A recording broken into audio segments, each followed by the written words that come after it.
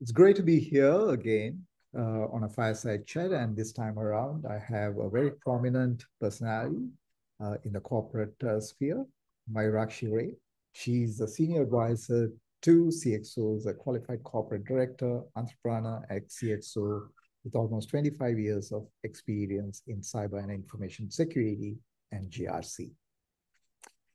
She currently serves several boards, advises different committees, and she's part of the technology and audit committees of the boards of directors, providing consulting on cybersecurity and risk management, advises startup and technology setup and cybersecurity, and is a leadership and career mentor, especially for women professionals. So it's my pleasure to host you, Mayurakshi. Thank you for taking time to being with me for this chat on boards audit committee, and cybersecurity. Thank you, Sujit. It's a pleasure to be here. Thank you. So to get the discussion started, the recent times we've seen a prominent discussion, or I would call it the agenda. The board has an agenda to discuss about the cybersecurity, and now we're also seeing a lot in terms of privacy-related discussions. So the board and the board audit committees traditionally have been looking at everything other than the cybersecurity and data privacy. So how are the board and their role evolving to address cybersecurity and the privacy? Mayurakshi? Thank you again. Till about, say, 4 to 5 years back, the principal discussion in a board and in an audit committee would be around, say, the financial audits and the internal audits. But gradually, as I see that, the boards and the audit committees are looking at the results from a cybersecurity audit, an IT audit, or, if there has been any incident which resulted in some IT due diligence audits, and they are interested to see what kind of results have come, what are the deficiencies that have come, what are the companies doing to mitigate that. And the boards are gradually, looking at the kind of attacks that are happening in the industry, starting from the giants like Microsoft to a SolarWinds to a LastPass getting attacked. I think the boards and the audit committees are realizing that it is no longer, if but when that an organization would get attacked, and hence they understand that it is not about the size or the industry, and every organization might be equally vulnerable to a cyber attack. And that prompts the boards and the audit committees to put more emphasis on knowing that how prepared are is their organization. So they typically like to ask those questions to the CIO, the CTO, the CISO, that, what are the things that you are doing to ensure that, you are prepared if there is an attack. So it is becoming a mainstream conversation within organizations where the CIOs and the CISOs are expected to present how they manage the cybersecurity risk. So talking about the risk, how do the boards and the board audit committees expect the CIOs and the CISOs to communicate the risk back to them? I have seen typically that, depending upon the industry and also, the organization, typically there is a risk management committee which looks at the enterprise level risks. And again, till a few years back, the risk, the risk matrix that used to get presented and discussed used to be mostly the operational and the financial risks. But now, and maybe 1 or 2 IT risks, but now IT risks, security risks form a separate component for discussion. right? And the audit committees also, when they're looking at the audit reports, they also map it back with the risks, because it's all risk-based, right? Whether it is an audit or it is the kind of controls you're implementing. So they are interested to look at the technology risks, the security risks, and having the discussion about the risks, the financial impact of those risks, the kind of controls you are putting in place to mitigate those risks, mitigate transfer control, whatever steps you are taking, and thereby coming back to that, going beyond only the financial impact, right? Also looking at that, how prepared are we, and what is that, because a cyber attack is not only financial, often it goes much beyond that. There is a reputational risk in concern, right? And we have seen that what large cyber attacks do to reputations of large companies like a SolarWinds or a Microsoft or something. So the a board also wants to look at those kind of impacts in our risk management statement, and they invite the CIOs. They want to listen from the CIOs and the CISOs that what are you doing, what kind of risks you are capturing, what are the impacts, and what are you doing to mitigate, and what kind of controls you are putting in place. Very quickly, when the boards are very keen to understand the risk, do they expect the CIO and the CISOs to quantify the risk, or how does that happen? Because typically, we would look at a technology risk and say, okay, it would result in financial risk, reputation risk, operational risk. And sometimes the CIOs and the CISOs may not have visibility to that domain. So how does the board audit committees and the various other committees could collaborate to do this? What are your thoughts? Risk quantification is a very specialized subject. Like, for example, there is a globally recognized framework called FAIR, FAIR, about doing risk quantification. But frankly, FAIR is not something that is very widely used because it's fairly complicated, to quantify every risk, typically the technology and the IT risk. So whenever a CISO or a CIO presents an IT risks, there is an expectation to add, specifically from a board and an audit committee, there is an expectation to understand the financial impact. But if you are not able to quantify a financial impact for every risk, at least you give them a kind of a equivalent impact, right? So, for example, the financial impact can be from two sides. One is from the risk side. One is from the control measures you are putting. So, for example, you have identified that some kind of attacks that you are recording, and you want to put say a SIEM tool or an XDR tool to do that managed detection and automated response kind of a thing. So if you are trying to present that kind of statement to the board and say that that is what we need to do to mitigate our risks, or to be more prepared and resilient, or so to combat any of the attacks that are happening. So the board then asks that, okay, what is the financial impact for getting that kind of a control measure, right? And because the boards would also look at ROI, a return on investment, right? So the board requires a CIO to give a detailed presentation on, and this had been happening in one of the boards that I'm there, and they are getting a very comprehensive SOC in place, right? So in the last board committee, this discussion happened in detail, where they asked that to present this, they asked the CIO to present in detail, the financial, the cost, the impact, if they put in place, then what kind of, protections are going to be there, what are the short-term, medium-term, and long-term impact of it. So all these are some kind of quantification that the board is interested to see, definitely.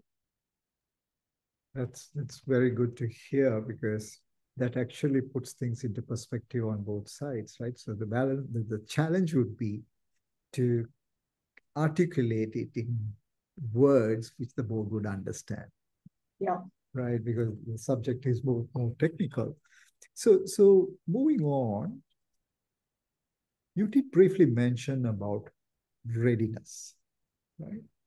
So I guess today everybody talks about resilience. They're talking about either cyber resilience or operational resilience. The question I have for you is, should organization be testing? Right? They do audits, they do control verifications, they do vulnerability assessment and various other things. Should they be doing an assessment on the readiness and the resilience of the organization's cyber capability?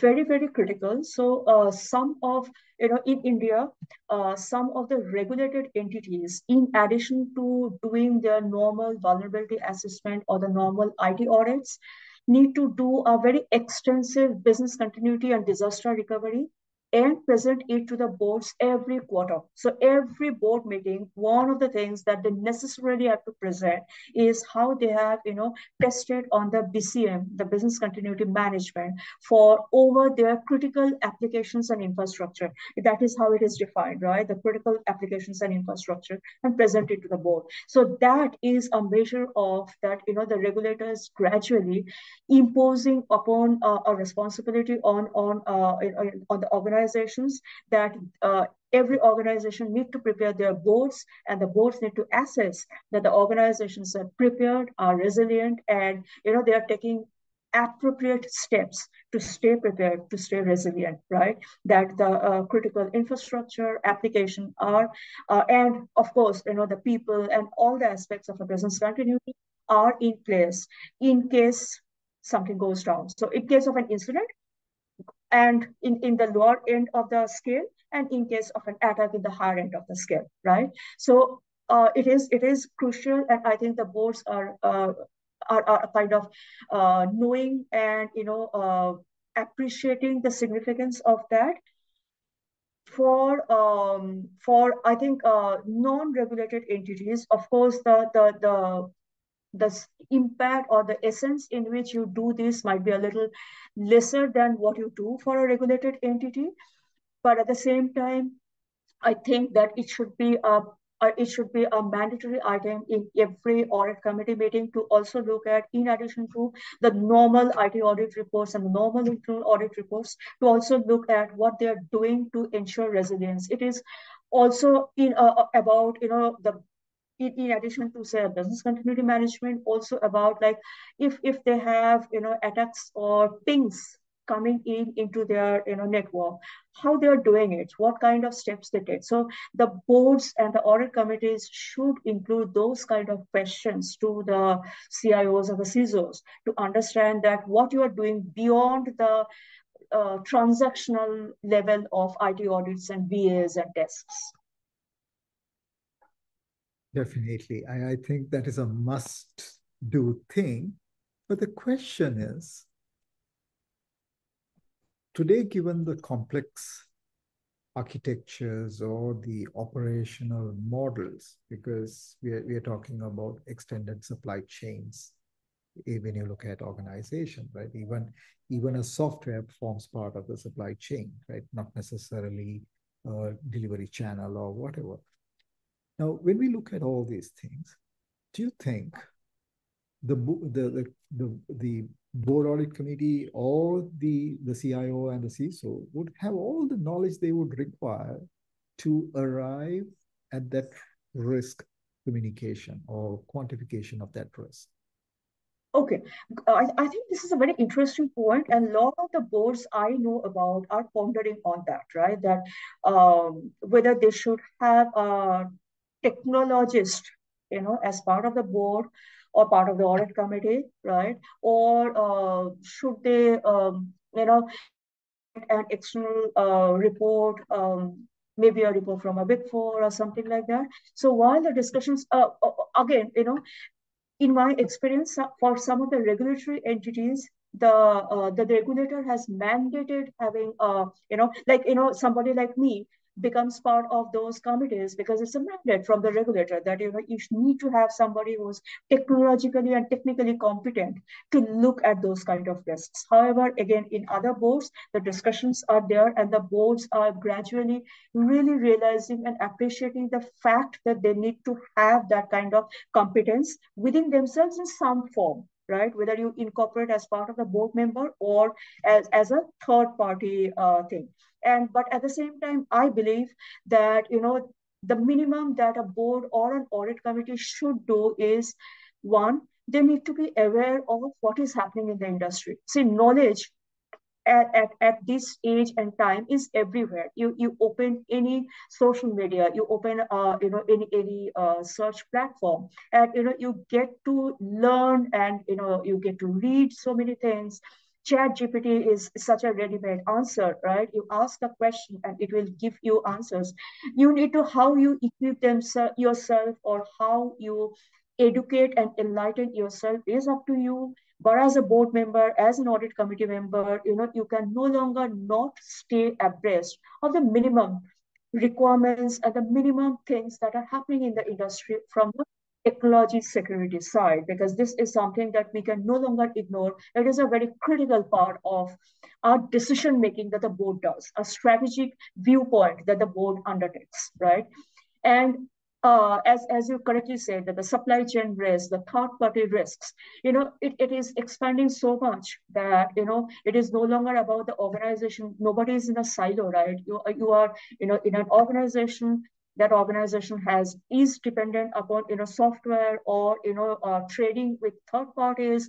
They are moving to the cloud. So your periphery is so much that your risks parameter or paradigm is increasing that much. So yes, the board needs to be aware, needs to get that education and upgrade themselves. Excellent. I have a question, a different question. You sit on several boards or you advise them. What is the stand you all take? You all take the stand that we have not been breached, but it can happen sometime, or because we have identified these risks, and because of this, there could be a risk translation? Or are the boards assuming we've been breached? Let's go and uncover it. What's the thinking in different boards or different people who you interact with? How do they see this? It's really from one end of the spectrum to another. So to be frank, there are still some board directors who I have interacted with who think that I don't really need a technology competent person to sit within the board. I'm happy to get a report from Big Four, and which is doing the technology audit or the IT audit or the security audit and giving me a report. And if their report says that things are okay, I'm okay. I'll just review it and go to it. So that is one end of the spectrum. At the other end of the spectrum are those companies who understand that yes, they need that expertise and they're bringing in people to sit onto the board, because the fact is that even if you have a report from, say, a third party, somebody from the board should be able to interpret those reports, should be able to ask the right questions. Otherwise, it becomes a little bit of a black box, right? That I'm kind of blindly believing or taking assurance from the report given by a third party, and without asking me or satisfying myself that this is adequate, right? So I've seen both ends of the spectrum. But I think there is there is the other situation that if, for God forbid, there has been a breach, then of course things change dramatically, right? Then the boards really get into their feet and they do everything possible. Like I used to sit in an audit committee 2 years back. They got what is called as a BEC, business email compromise, right? It started with, so there are two things that happened. Some of the employees started getting those emails purported to be coming from the CEO or the MD, asking for anything, money transfer to, forwarding information, everything. And then we realized that the other side, that customers were getting emails whereby they were being told that your payment, when you pay the bills for this invoice for this month, our account number has changed, so you transfer this. And thankfully a couple of the customers got a little suspicious. Okay, this send it back and say, ask that I hope this is right. And then we understood that what is the extent of that. And that point of time, the audit committee was really, they did everything possible. We called an emergency meeting, and discussed everything that we need to do to mitigate the risk. So yes, if there is an attack, then of course the board or every committee of the board will do everything possible to ensure that you do everything to come out of the attack and do things to bring them back into normalcy. In other words, what we are saying is there is no one set answer. Yeah. But it is evolving as we converse, right? So I'm going to talk about culture, right? So the question I have for you is, how can the boards influence the culture of cybersecurity within the organization? Is that a must do by the boards, or it's somebody else's responsibility? Governance or corporate governance has the theme that it always starts at the top. So unless you set up the tone at the top, you cannot expect these things to happen at the bottom. So the board in any organization is right at the top, right? So even if the MD and the CEO lays it out, unless the board believes and actively includes cybersecurity as part of their conversation, I don't think that the tone is really set in the organization that yes, it is a strategic point for us, and we need to include that at every discussion, every policy decision, every purchase decision, every business decision, right? Even if a company where the board has mandated that you need to report cybersecurity risks or cyber audit results at every board meeting, automatically sets out that culture.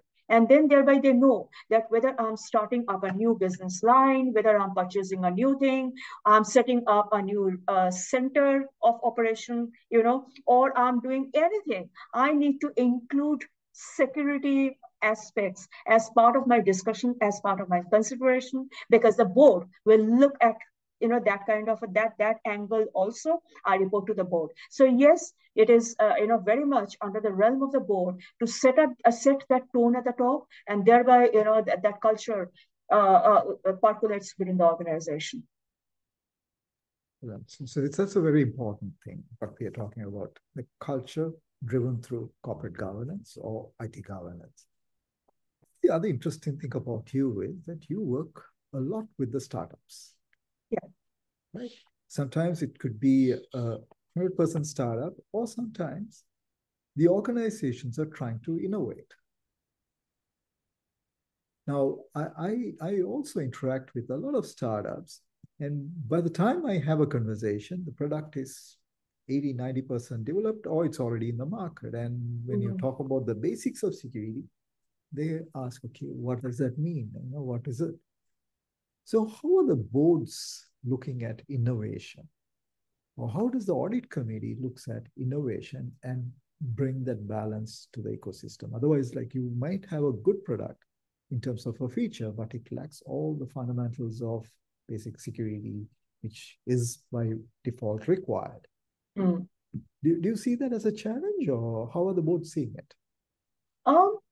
I think that you mentioned about two things. So I'll also discuss in those two parameters, because in my experience, actually the situation is quite different in this. So one is the startups, other is an existing company who's doing something innovation, right?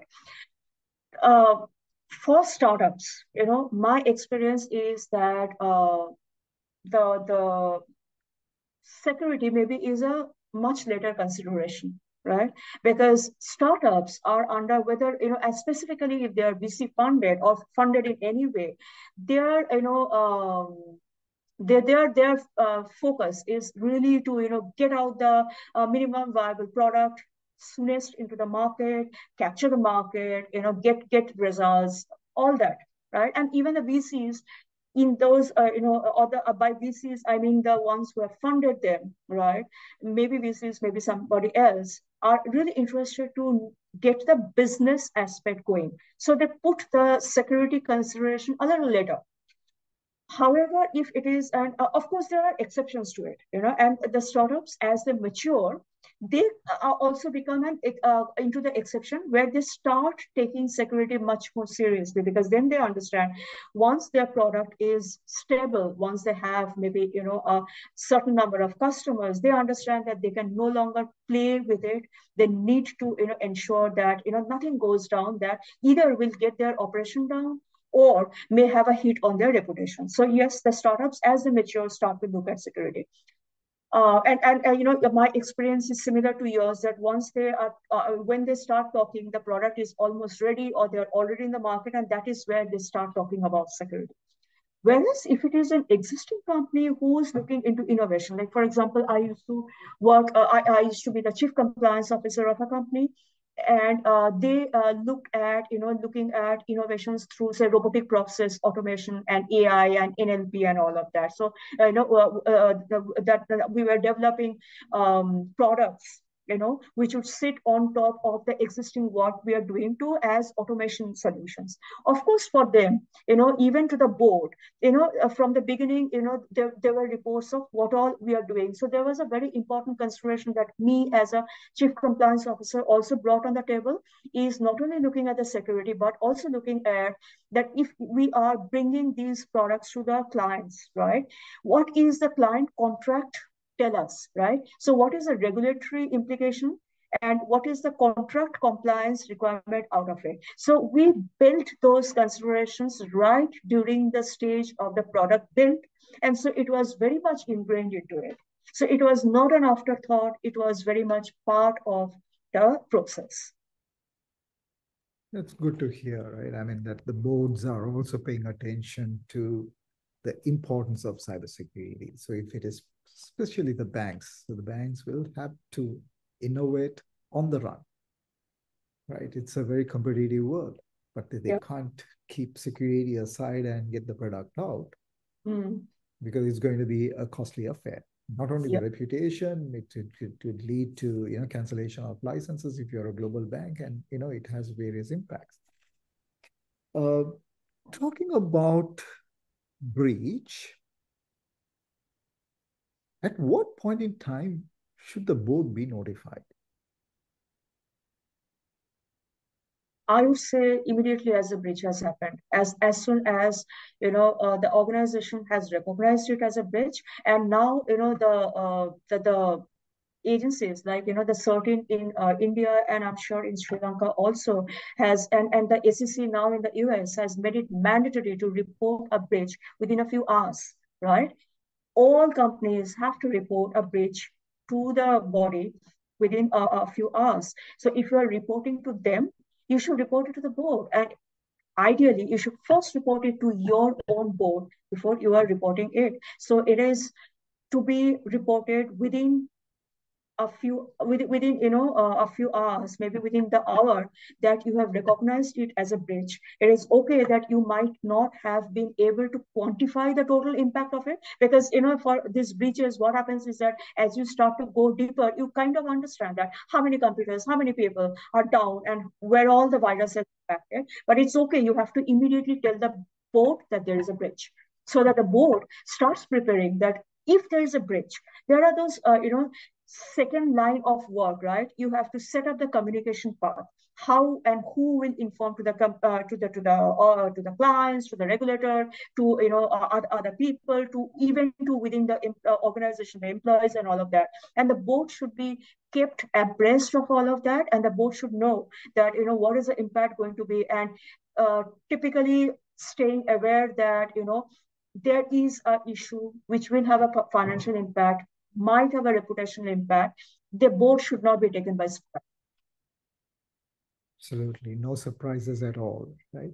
So in order to minimize the surprises, and I think it is important for the boards and the board audit committees to ensure there are regular audits and there are readiness tests done periodically so that they can uncover the risks, isn't it?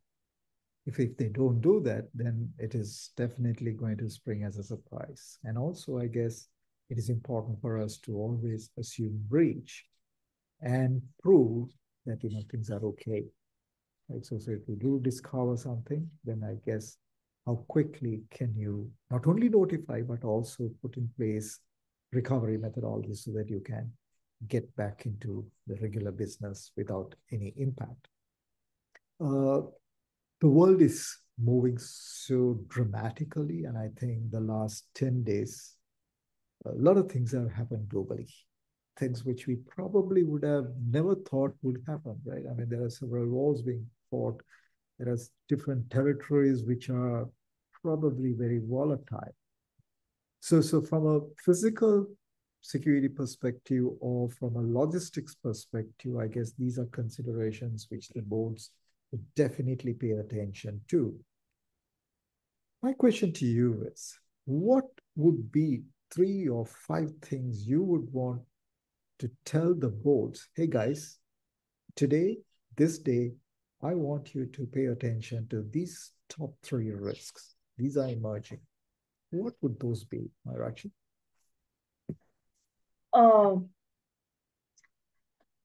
If I would say the supply chain and the third party risk, right? Maybe the IoT risks, right? And maybe the risks around cloud and AI. I'm saying cloud and AI, even though those are two separate topics by themselves, right? But considering the fact that they are still a little bit of emerging, like all organizations have still not moved to cloud, and AI risk is something that is quite emerging, right? People are still kind of understanding what could be the risks. So I'm clubbing them under one head. But to be frank, as you know, being a veteran yourself, that those are two separate huge fields by themselves. Absolutely, absolutely. And I think it's the organizations are still grappling how to set up the framework. Cloud, I think they figured that out, especially the AI, they're still trying to understand how to do it. For example, somebody who is out there at a very junior level may have access to sensitive data. They may, try and use it on an AI engine. And that engine may not be the recommended engine by the organization. So that gives rise to a risk. So I guess there are so many varieties of them which could have different magnitude of impact. And I think that is definitely a cause for concern. And IoT is something which I also agree with you, where several organizations pay very little attention to it, especially the manufacturing segment. A lot of people think IoT is used only in the manufacturing segment, but every organization is using IoT in different forms, right? It could be automating the dough, access control, or maybe even running their chillers. The application could vary from organization to organization, but IoT does exist. But a lot of times that people do not pay attention to it. So coming to the close of this conversation, just want to ask you, what would you tell the boards and the audit committees? One thought.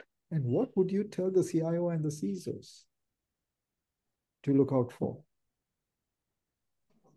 To the board and the audit committee, I would tell them stay abreast, continuously equip yourself, ensure in whatever form you have somebody within you who can take an informed decision on the technology and the security risks that the organization may have, right? So this is my message to the audit committee. To the boards of the CIOs, I would say that, learn the language that the board understands. One of the things that I've seen is the CIOs and the CISOs, when they are, even if they get that time to present before the board, they talk in a technical language which the board doesn't gel with, right? It doesn't become a communication, right? So you need to learn what they call as a business language, and you need to also learn using the board language. There is a certain way to present to the board, right? You need to learn the board language so that what you are telling is something that the board understands, right? You translate your technical jargon to a business, financial, quantified approach, right? Which the board understands, appreciates, and is able to give a decision or a support on. Absolutely, Mayurakshi. It's been an awesome discussion, and it was my pleasure to host you. It has been very enlightening. You shared various aspects, what actually goes through the minds of the members of the board, right? And what to look out for, especially from a risk perspective. And you also highlighted the need to continuously review and monitor the resilience of the cyber infrastructure. And in closing, you also shared that, look out for those emerging trends with respect to risk, respect to supply chain, third-party suppliers, IoT. You also talked about the cloud, and not forgetting AI and ML. So all these put together, it is a huge basket of things what we need to worry about, right? So we cannot continue to say, hey, we have a headline risk, one line, cyber risk, high, medium, low. But I guess what is need of the hour is to delve deep and understand each of these domains and what risk which will give rise and how that it would have an impact to the organization, plus the customers and the environment in which they operate. So with that note, Mayurakshi, I want to say a big thank you on behalf of the ISC2 Colombo Chapter Board and myself for taking time from your busy schedule to share your views. And I'll definitely be catching up with you again on a similar topic where we would probably focus on one specific area and have a short conversation, right? So I look forward to your continued support, and thank you so much for being here, and have a Thank you, great day. Sujit. Thank you, Sujit, again for having me, to you, to all the esteemed members of ISC2 Colombo. It's really a pleasure, and I look forward to our continued discussions. Thank you. Thank you. Have a great day.